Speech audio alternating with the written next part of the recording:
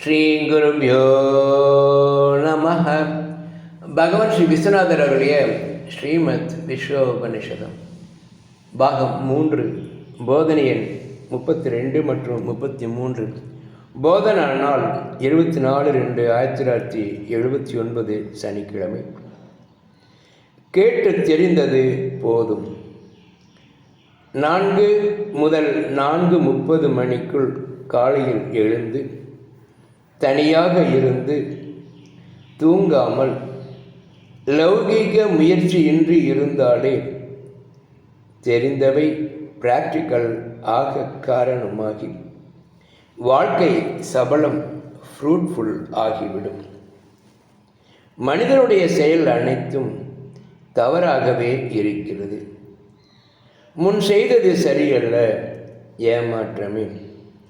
இப்போதானால் அப்படி செய்ய மாட்டேன் என்று நினைக்காத பேர்வழிகள் இராது.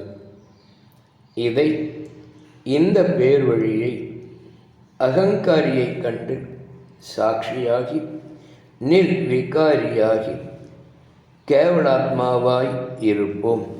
ஓம் சாந்தி சாந்தி.